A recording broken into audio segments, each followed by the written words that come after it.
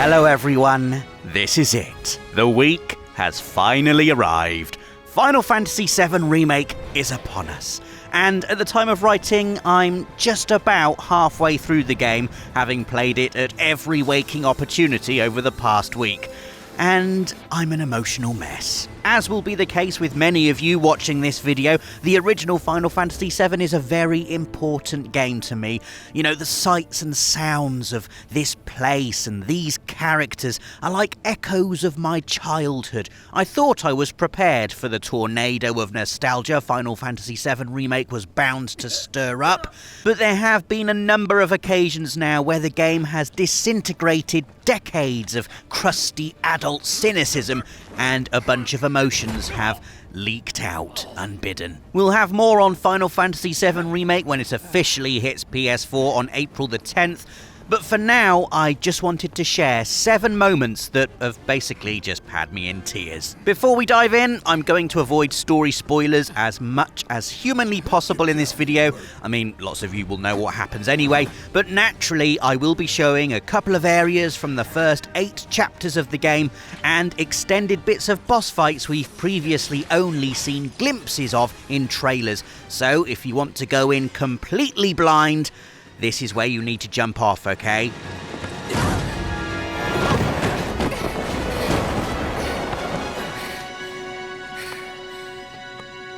You okay? Yeah. All good? Here we go. Entry 1. Setting foot inside the Sector 7 slums for the first time. This is when the enormity of what Square Enix has done with Final Fantasy VII Remake will really start to hit you. This place is just a handful of top-down screens in the original game, the train station, a patch of scrub outside the pillar, and a small square with Tifa's 7th Heaven bar in the middle. And look at it now, this place feels so alive. Ramshackle buildings made from reclaimed bits of scrap, all jostling for space, industrial muck, neon, and cuts of conversation leaking into the streets. There's a sadness and yet a strength to the slums, a defiant community bound together by their hardships and their hatred of evil megacorporation Shinra, whose weighty dominance has never felt more literal, as now, of course, you can look up and see the imposing steel sky that is the underside of Midgar. Everywhere you go in Final Fantasy VII Remake, this looms, huge and oppressive. Exploring Sector 5 is much the same. Mountains of refuse, oddly beautiful in their collective entirety, reaching as high as they can go, but never enough, never getting close to the industrial heavens. This got me because, as I've mentioned before in other videos, this is kind of what I imagined in my head when I played the original Final Fantasy VII 23 years ago. It's like someone's gone into my head and splashed my childhood daydreams all over the TV. Incredible.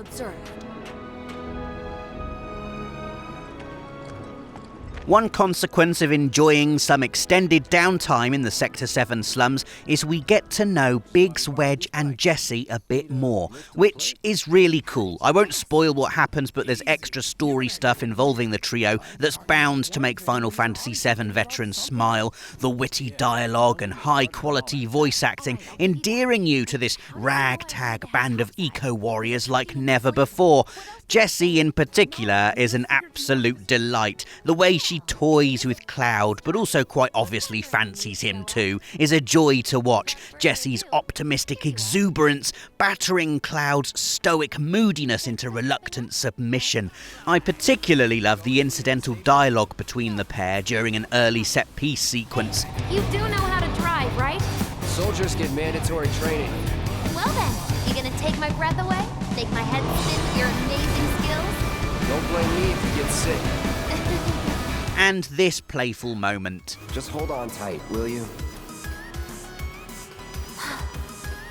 What? I might be falling after all. Psych? There's another bit involving Jessie, Biggs and Wedge soon after that had me doing a proper belly laugh. Trust me, you'll know it when you get to it. Plus, you get a bonus glimpse of life on the upper plate, an ordered suburbia that, while obviously more wealthy, lacks the warmth and spirit you'll find in the slums beneath. Anyway, back to Jessie. This may sound a bit like heresy, but I think I kind of ship Cloud and Jessie. Maybe even more so than Cloud and Tifa. Psych.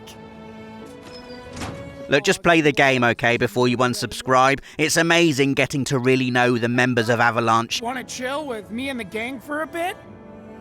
Who's the gang? The cats, dummy. Who else? Bigamous Rex, Reginaldo, Mr. Smalls. Right. And then I got a bit emotional because I remembered. You know, if you've played the original game, you'll know what I remembered. Entry 3 was an unexpected one, and I didn't realise it was happening until it did. The first time you fight with Cloud, Barret and Tifa all at once. Cloud and Barret take on the first reactor, Cloud and Tifa mop up side missions in Sector 7 together, and now boom, we're on the train, hurtling towards Mako Reactor number 5, and the A-Team is assembled for the first time. All of a sudden it hit me, this is the first time I've had these three together in my party since 1997. Maybe this hit me because Cloud, Barret and Tifa was my party the first time I played Final Fantasy VII. I took them all the way to the crater and the final battle with Sephiroth. These three mean so much to me, and so to see them, like this, kicking Shinra ass, is a really awesome moment. Especially because this combat system is just so spectacular. I keep having to pinch myself because I remember 15 years ago watching CG movie spin-off sequel Advent Children and just laughing to myself saying there's no way video games are ever going to look this good, and now they literally look better. It's like I'm playing a CG movie. The battle's cinematic and spectacular, and yet somehow anchored by tactical ATB depth. This game is just a dream. Talking of battles, the boss fights in Final Fantasy VII Remake really are something else. Enormous, spectacular set pieces against monsters that will knock your hit points into orbit if you're not paying attention. Now, I'm going to show you capture from my fight against Airbuster as an example of a full 3 in your party boss scrap, and of how your environment can change mid-fight, forcing you to adapt. If you've played the original, you know the score. You start the fight flanking this bad boy, and it pays to attack it from behind. I've got Tifa equipped with linked elemental and lightning materia on her weapon too, so her flying fists are knocking loads of health off, coupled with Barret roasting it with long-range attacks and Thundara, while Cloud cleaves it to bits and boils its stagger meter with focused thrust. But then, boom, out comes the big laser. Time to Scarper, heal up and let Barret hit it from range. The cool thing here is you'll notice you don't have to micromanage the party members you're not controlling. You can issue them commands, of course, but Tifa and Cloud are both smart enough to get the hell out of the way when it starts charging up the big guns. AI-controlled characters block too, so you can be sure they will fight sensibly while you're not controlling them. If you want to put the pressure on your opponent, you will need to be more direct, however, issuing suitable commands for the other two characters while you manage the position of whoever you're controlling. Next, I'm going to show you a little bit of footage from a boss fight you may have glimpsed in one of the trailers, so if you don't want to see this, skip to the timestamp I've put in the description. Just showing a bit more of this Airbuster fight while you decide, and here we go. This one-on-one duel between Cloud and Reno doesn't actually happen in the original game, but I'm so glad it's here because this is a proper scrap, a real tactical face-off in a wonderful setting. Reno is quick too, so you need to defend, wait for an opening and then counter-attack. Finishing him in style with a stagger and limit break combo is like, mwah, chef's kiss, just perfect. Any last words? Thank you for adding this, Square Enix, because it's kind of something I always wanted to happen in the original. Seeing these two going at each other is really something special. And the music, point number 5 now, The music is just sensational. Skipping back to Airbuster for a bit, listen to that swell. It's Those Who Fight Further, the spiky metal boss riff you know and love, infused with an orchestral grandiosity that just elevates it to another level. When you're hunkered down, mid-boss, summoning Ifrit and the entire screen is full of bullets, swords and fire, and you hear that choir kicking in. Oh, I'm just going to let it play for you for a bit. Shut up, me. You got this! Let's do this.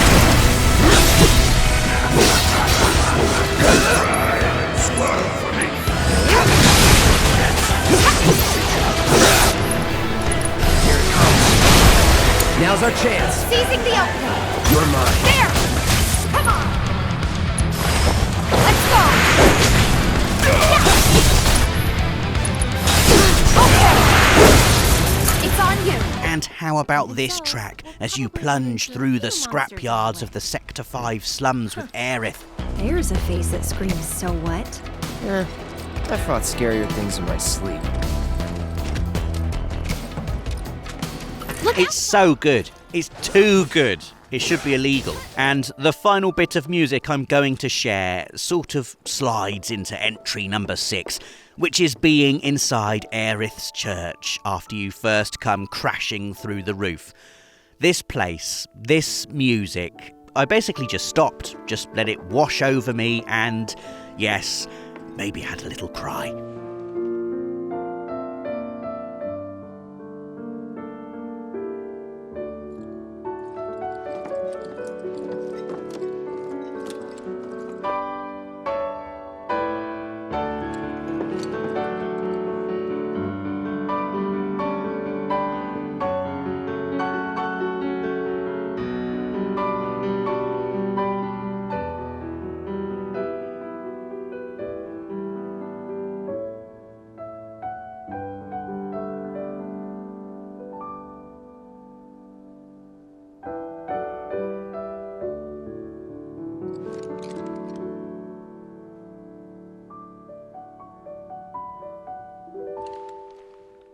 This place is so iconic, a symbol of calm and quiet, like a flower rising from the dirt of the slum.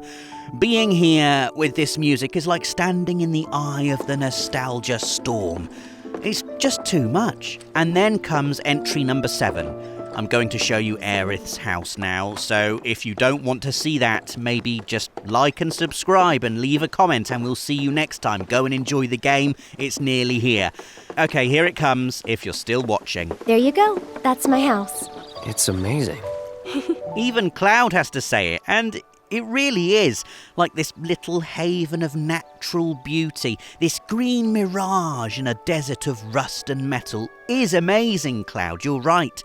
It's so much more than what it was in the original as well. Here you really get a sense of what a difference Aerith makes, what makes her special, what her power is. Enjoying Cloud and Aerith pick flowers together is probably my favourite single moment in the game so far, despite all the incredible battles and set pieces.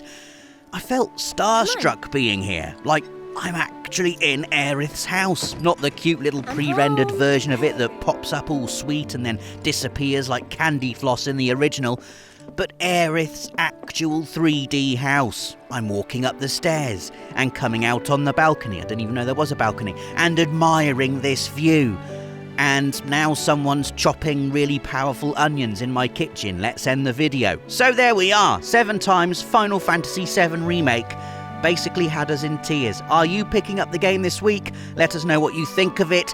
All I can think about is stopping writing this so I can go back and play it. Give us a like if you enjoyed this video. Check out one of the many others we've made on Final Fantasy VII Remake by clicking one of the links on screen, and hit that notification bell to stay up to date with everything from the world of PlayStation.